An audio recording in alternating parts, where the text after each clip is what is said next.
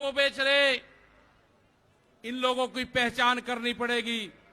देश में बड़े बड़े आंदोलन ये चलाने पड़ेंगे। आज से जो संयुक्त मोर्चा ने फैसले लिए हैं उसके तहत हमको बड़ी बड़ी मीटिंगें पूरे देश भर में करनी पड़ेगी। अब ये मिशन खाली मिशन उत्तर प्रदेश और ये नहीं उत्तराखंड, मिशन होगा संयुक्त मोर्चे का देश बचाने का। ये देश बचेगा, ये संविधान बचेगा। आज लड़ाई उस मुकाम पर आ गई कि देश के जो नौजवान हैं, जो 14 करोड़ लोग जो बेरोजगार हमारे साथी, हमारे बच्चे हुए हैं, यह आंदोलन उनके कंधों पे है। जिस तरह से एक चीज बेची जा रही है, 3 कानून भी उसी का ही एक हिस्सा है। पहला है कि यहां पे रेल और हवाई जहाज और हवाई अड्डे बेचे जाएंगे। किसने परमिशन दी? किसकी ताकत है कि देश की प्रॉपर्टियों को बेचोगे? आपने घोषणा पत्र में नहीं लिखा, देश की जनता को धोखा दिया। धोखा नंबर 1।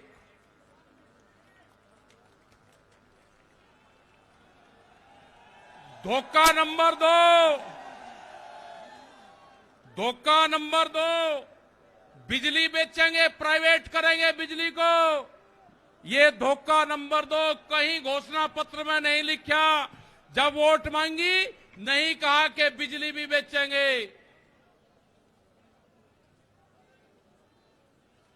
ये सड़क बेचेंगे, पूरी सड़कों पर टैक्स लगेगा और एनएच के आसपास 500 मीटर तक अपनी कोई चाय की दुकान और गुमटी भी नहीं लगा सकता। अगर किसी ने चाय का खोखा रखा तो वह जमीन उसकी गांव समाज में निहित होगी। ये सड़कों को बेचने का काम करेंगे। ये देख लेना क्या क्या चीज बिक्री है। ये सेल फॉर इंडिया का बोर्ड देश में लग चुका है।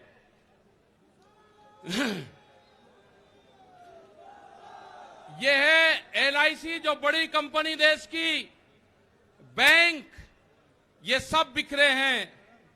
इनके खरीदार कोई और नहीं है, खरीदार अडानी और अंबानी हैं। ये बिखरे हैं सब।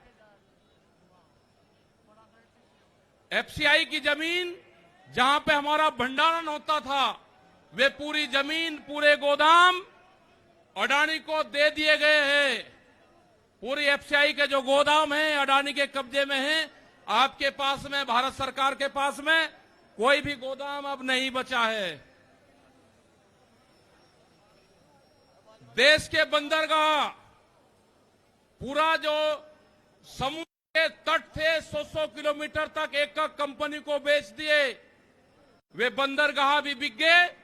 ये भी आपको जानकारी होनी चाहिए। वहां पे जो मछली पालन किसान हमारा था, जो नमक का किसान हमारा था, खत्म हो गए। बड़े बड़े बंदरगाह वहां पे बिक चुके हैं।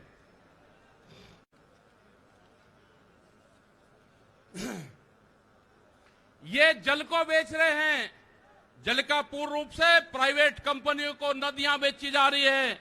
जो नदियां, जो जल हमारी जीवन रेखा होती थी, उनको बेचने का काम पूरे देश में करा जा रहा है।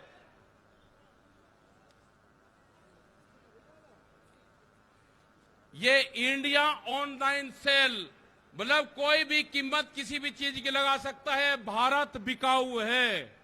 ये भारत सरकार की पॉलिसी है। अब खतरे में कौन कौन है? ओएनजीसी, बीपीसीएल, इस्पात, शिक्षा, प्राइवेट जो चिकित्सा हो रही है, और देश के संविधान भी खतरे में है। जो बाबा भीमराव अंबेडकर का संविधान था, वो भीड़ में बता जा रहा है। हम उसको भी बता रहे हैं कि बाबा भीमराव अंबेडकर का संविधान भी खतरे में है, उसको भी बचाना है। और ये खेती किसानी जिससे ये आंदोलन शुरू हुआ, ये खेती और किसानी भी बिक्री के कगार पे है। हमारी समझ में जब आया, जब देश की खेती बिकने के कगार पाई, जब ही आंदोलन शुरू हुआ। उसके 3 कानून 9 महीने से किसान आंदोलन है, वो करने को तैयार नहीं है। आज हालात यह है कि आपका 10 साल पुराना, वे आगे के 10 साल पुराना ट्रैक्टर नहीं चलेगा, वो भी इसी में आता है। आपको बैंक में कर्जा आप दुगना ले लो, आपको बैंक दुगना कर्जा दे देगा। आपको बैंक कहेगा कि गोल्डन कार्ड बना दिया, आप कर्जा ले लो, फसलों के भाव नहीं आपको देंगे। हम जिस जमीन पर आए हैं, ये जमीन उत्तर प्रदेश की जमीन, और जहां पे मुजफ्फरनगर का जो क्षेत्र है, ये गन्ने की बेल्ट है पूरी। क्या इन लोगों ने ये नहीं कहा कि जब अगर हमारी सरकार आएगी तो हम 450 रुपए गन्ने का भाव देंगे? ये कोई भाव देने को तैयार नहीं है। यहां पे सरकारें पहले भी आई जिन्होंने 80 रुपया रेट बढ़ाया, दूसरे वाली सरकार आई 50 रुपए रेट बढ़ाया। क्या योगी सरकार उन दोनों से कमजोर है? 1 रुपया रेट नहीं बढ़ाया। हमारा 12,000 करोड़ रुपया से ज्यादा आज शुगर फैक्ट्री पे सरकार पे बकाया है। अगर हम मांगते हैं तो कहते हैं जी ये राजनीति कर रहे हैं। अगर ये मुद्दे उठाने राजनीति है तो ये मुद्दे यहां के लोग उठाते रहेंगे। हमें बहुत तरह के एलिगेशन लगाए गए। हम 9 महीने से वहां पे हैं, आप लोगों के बीच से वहां पे गए। आप बहुत जिम्मेदारी के साथ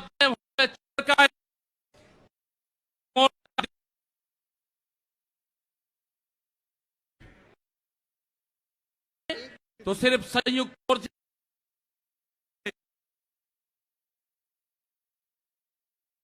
जमीन पर पैर नहीं रखेंगे भैया। यहाँ पे मुजफ्फरनगर की जमीन पे हम पैर नहीं रखेंगे। हम गाड़ी से यहां से वापसी जाएंगे। जब ये आंदोलन फतेह होगा, इस किसान और देश के जवान की जीत होगी, जब ही हम यहां पाएंगे। अत्याचार बहुत है। यहां पे पुलिस फोर्स के लोग भी होंगे। यहां पे पुलिस फोर्स के लोग हैं, उनकी सैलरी 25 और 30,000 रुपए है। ड्यूटी वे 24 घंटे देंगे। मास्टर जो प्राइमरी का टीचर है, उससे आधी सैलरी उनकी होगी। वे आवाज नहीं उठा सकते, उनकी आवाज को दबाया जाता है। उनका जो क्वार्टर है वो 500-600 फीट में है। उनके क्वार्टर बड़े बड़े, उनकी सैलरी भी टीचर के बराबर उनकी सैलरी हो। वे ड्यूटी देते हैं 24 घंटे। जितने भी सरकारी कर्मचारी हैं, उनकी पेंशन खत्म करोगे। एमपी एमएलए की पेंशन लोगे 2-2, 3-3। कर्मचारियों की पेंशन खत्म करोगे। आप देश में प्राइवेटाइजेशन करोगे तो रोजगार खत्म होंगे।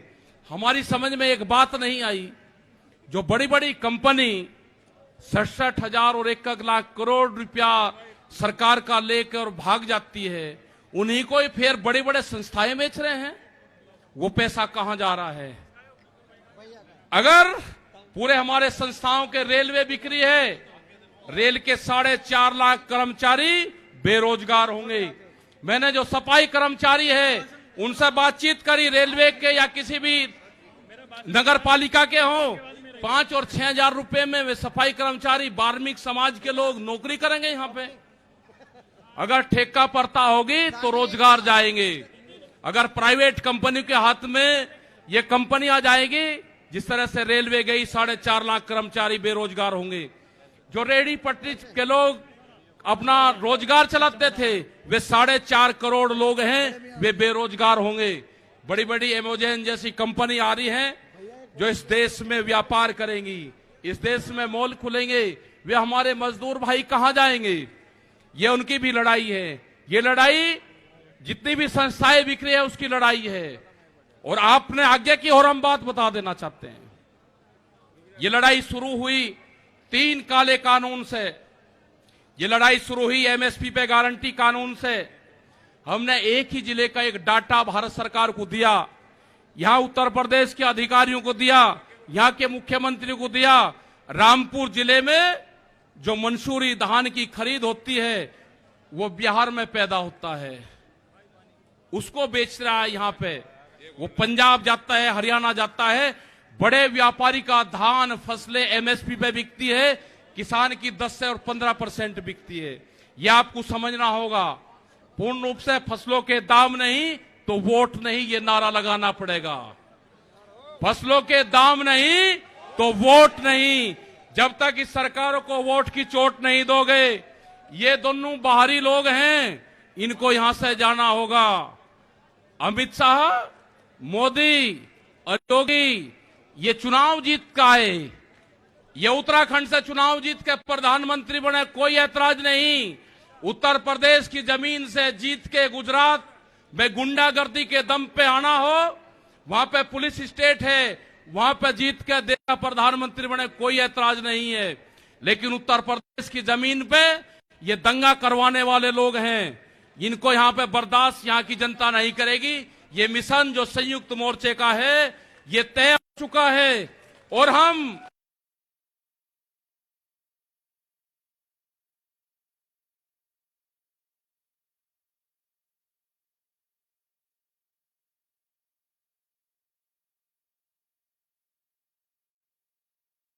मोर्चा नहीं छोड़ देंगे। अगर हमको शहीद होना पड़ेगा तो हम मोर्चे पर होएंगे, या तो जीत का आएंगे, बगैर जीते नहीं आएंगे वापसी। ये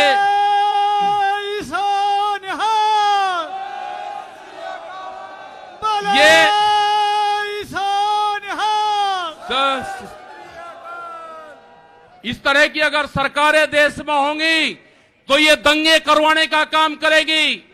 पहले भी नारे लगते थे जब टिकैत साहब थे, अल्लाहू अकबर, अल्लाहू अकबर, ये नारे लगते थे। हर हर महादेव और अल्लाहू अकबर के नारे इसी धरती से लगते थे। ये नारे हमेशा लगते रहेंगे, ये नारे हमेशा लगते रहेंगे। दंगा यहां पे नहीं होगा, ये तोड़ने का काम करेंगे, हम जोड़ने का काम करेंगे। किसी गलत फहमी में मत रहना।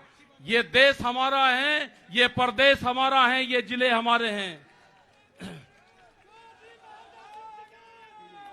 आप तैयार रहना। ये कहते हैं कि लाल किले पे किसान गया, अगर लाल किले पे नहीं, किसान तो अगर जाता तो पार्लियामेंट पे जाता जहां पे कानून बने हैं। लाल किले पे धोखे से लेके गए हैं आप हमको, हमारे लोग नहीं गए, धोखे से लेकर आप लोग गए हैं। क्या कोई देश की एजेंसी है कि जो उसको जांच कर दे? क्योंकि कोई एजेंसी बोलने को तैयार नहीं है।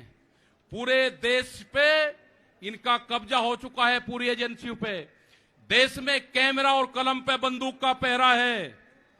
कैमरा और कलम पे किसी प्रेस की हिम्मत नहीं कि वो किसान के पक्ष में दिखा दे। निगेटिव दिखाते हैं बहुत प्रेस के लोग। तो इन सब लोगों का आपको ध्यान रखना है। ये आंदोलन जारी रहेगा। वो 28 तारीख की जो काली रात है उसको आप याद करते रहना। हम वहां से हटेंगे नहीं, किसी भी कीमत पर वहां से जाएंगे नहीं।